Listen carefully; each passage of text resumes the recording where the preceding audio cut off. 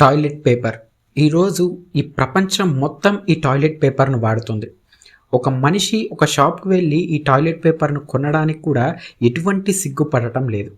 సింపుల్గా టాయిలెట్ పేపర్ను కొనుక్కొని వచ్చి వాళ్ళ ఇళ్లల్లో పెట్టుకొని వాడుతున్నారు. హోటల్స్లలో ఎక్కడ చూసినా ఈ టాయిలెట్ పేపర్సే కనిపిస్తూ ఉన్నాయి.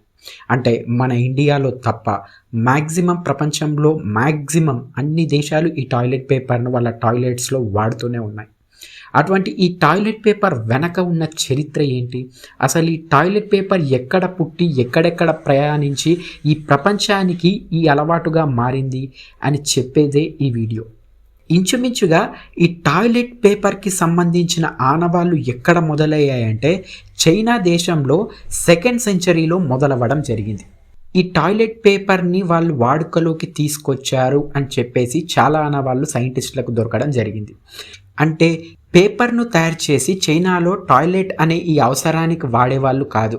కాకపోతే పేపర్ లాంటి ఒక వస్తువుని తయారు చేసి ఏదైనా బాగా కష్టపడి పనిచేసిన తర్వాత, లేకపోతే వాళ్ళకు సంబంధించిన వస్తువులను కానీ లేకపోతే మనుషులను కానీ క్లీన్ చేసుకోవడానికి, చెమటను తూర్చుకోవడానికి ఇలాంటి పద్ధతులకు ఈ పేపర్ లాంటి వస్తువులను 2వ శతాబ్దం నుంచి చైనా వాళ్ళు వాడటం మొదలుపెట్టారు. ఆ తర్వాత 3వ శతాబ్దంలో ఈ పేపర్ వాడకం చైనా మొత్తం బాగా వ్యాపించిపోయింది. చాలా సింపుల్ యూసేజ్గా ఉంది, చాలా ఈజీగా ఉంది, అలాగే చాలా స్మూత్గా ఉంది అని చెప్పేసి ఈ పేపర్ యూసేజ్ని చైనాకు సంబంధించిన చాలా ప్రాంతాలలో వాడడం మొదలుపెట్టారు. 1300 సంవత్సరంలో ఈ టాయిలెట్ పేపర్ అంటే ఈ పేపర్ లాంటి వస్తువులను మనం టాయిలెట్కి కూడా వాడుకోవచ్చు అని చెప్పేసి అక్కడ కూడా దీన్ని వాడడం మొదలుపెట్టారు చైనా వాళ్ళు.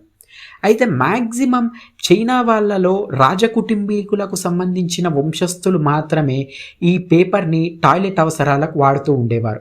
వాళ్ళ కోసమే స్పెషల్గా ఈ టాయిలెట్ పేపర్స్ని డిజైన్ చేసేవారు.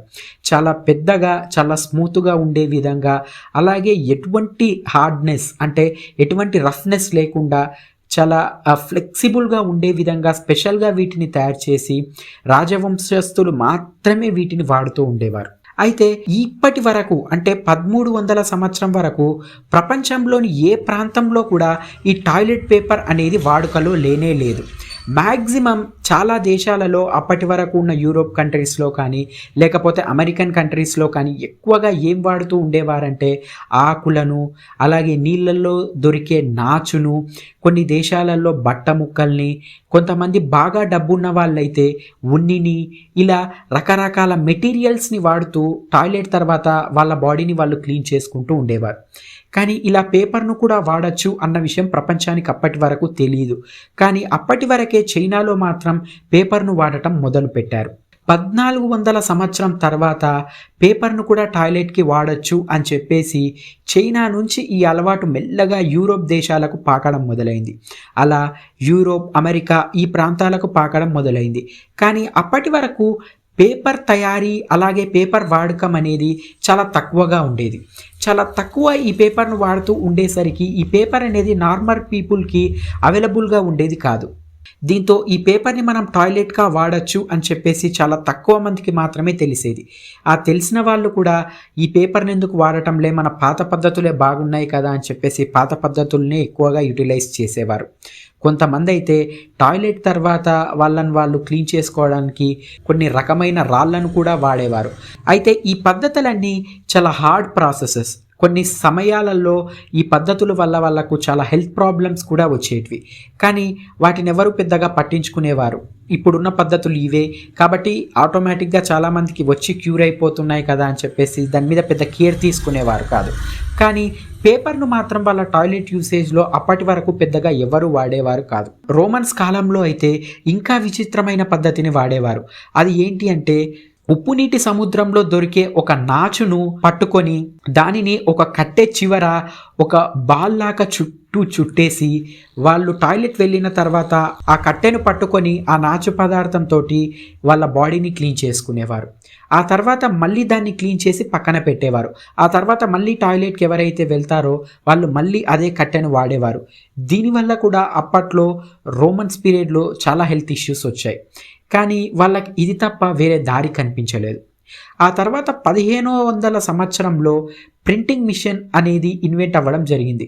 దీంతో ప్రపంచంలో పేపర్ వాడకం అనేది చాలా ర్యాపిడ్గా పెరిగిపోయింది.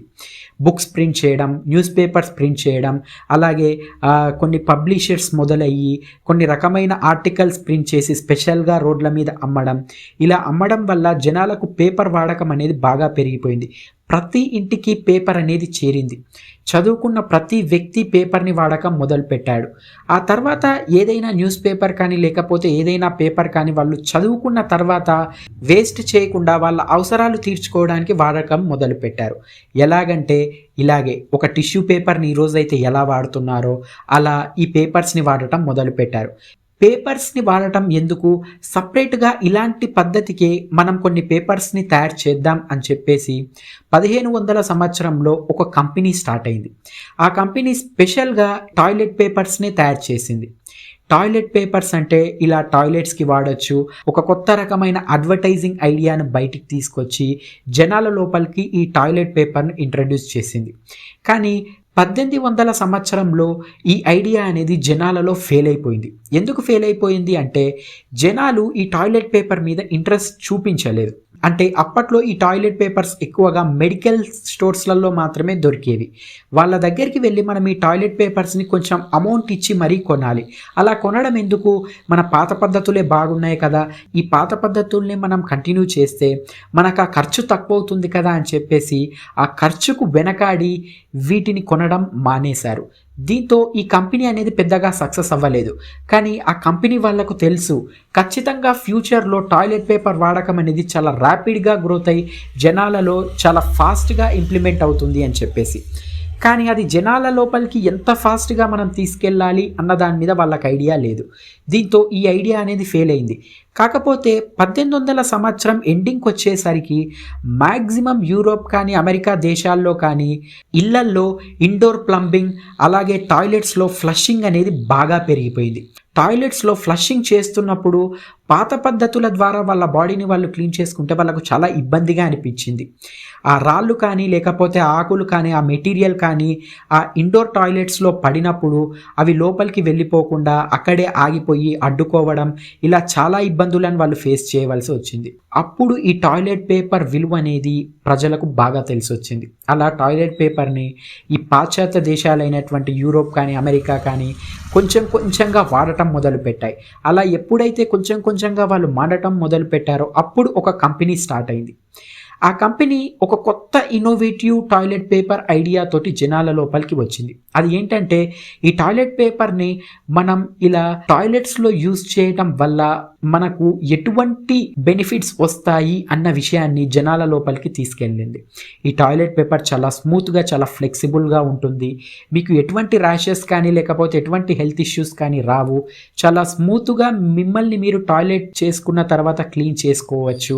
అలాగే మీ బాడీ చాలా హైజీనిక్గా ఉంటుంది అని చెప్పేసి ఇలా డిఫరెంట్ టైప్స్ ఆఫ్ కొటేషన్స్ తోటి టాయిలెట్ పేపర్ని జనాల లోపలికి తీసుకెళ్ళింది. దీంతో జనాలందరూ ఈ టాయిలెట్ పేపర్కి బాగా అట్రాక్ట్ అయిపోయారు. 2 రీజన్స్. ఒకటి, ఈ టాయిలెట్ పేపర్ వాడటం చాలా ఈజీ, అలాగే చాలా ఫ్లెక్సిబుల్గా ఉంటుంది, ఎటువంటి హెల్త్ ఇష్యూస్ కానీ రాకుండా చాలా హైజీనిక్గా ఉంటుంది. ఇంకొకటి, మన టాయిలెట్స్లో ఫ్లష్ చేసేటప్పుడు ఎటువంటి ఇబ్బంది లేకుండా ఈ టాయిలెట్ పేపర్స్ వెళ్ళిపోతాయి. ఇవి 2 రీజన్స్ జనాలను ఈ టాయిలెట్ పేపర్ వైపు చాలా అట్రాక్ట్ చేశాయి. 1900 సంవత్సరం తర్వాత టాయిలెట్ పేపర్ వాడకం అనేది ప్రపంచ దేశాలలో బాగా అంటే చాలా ర్యాపిడ్గా పెరిగిపోయింది. ఎక్కువగా వీటి వాడకాన్ని మొదలు పెట్టడం జరిగింది. రాళ్లను, ఆకులను, బట్టలను, ఉన్నిని, కొన్ని దేశాల్లో చేతులను వాడి క్లీన్ చేసుకుంటున్న వాళ్ళందరూ ఈ టాయిలెట్ పేపర్ వైపు అట్రాక్ట్ అయ్యి మ్యాక్సిమం టాయిలెట్ పేపర్ యూసేజ్ అనేది ప్రపంచంలో బాగా పెరిగిపోయింది. మన ఇండియాలో అయితే ఇప్పటికీ ఇది ఇంప్లిమెంటేషన్లో లేదు. మ్యాక్సిమం మన ఇండియాలో మనం మన చేతులనే వాడతాం. కానీ పాశ్చాత్య దేశాలైనటువంటి ఈ యూరోప్, అమెరికా ఇటువంటి మ్యాక్సిమం ఇలా వెస్టర్న్ కంట్రీస్లలో ఈ టాయిలెట్ పేపర్ అనేది మస్ట్ అండ్ షుడ్. ప్రతి ఇంటి టాయిలెట్లో టాయిలెట్ పేపర్ ఉంటుంది.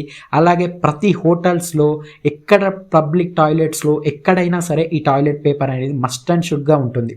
ఈ టాయిలెట్ పేపర్తోనే వాళ్ళు టాయిలెట్ చేసుకున్న తర్వాత క్లీన్ చేసుకోవడం జరుగుతుంది. ఎక్కడో 2వ శతాబ్దంలో చైనాలో మొదలైన ఒక చిన్న ఆలోచన ఈరోజు ప్రపంచ దేశాలన్నిటిలో వాడుకలో ఉండటం అనేది చాలా అంటే చాలా గొప్ప విషయం. అలాగే చాలా అంటే చాలా విచిత్రమైన విషయం. అలా ఈ టాయిలెట్ పేపర్ చైనాలో స్టార్ట్ అయ్యి ఈరోజు ఈ ప్రపంచం మొత్తం కొనసాగుతూ ఉంది.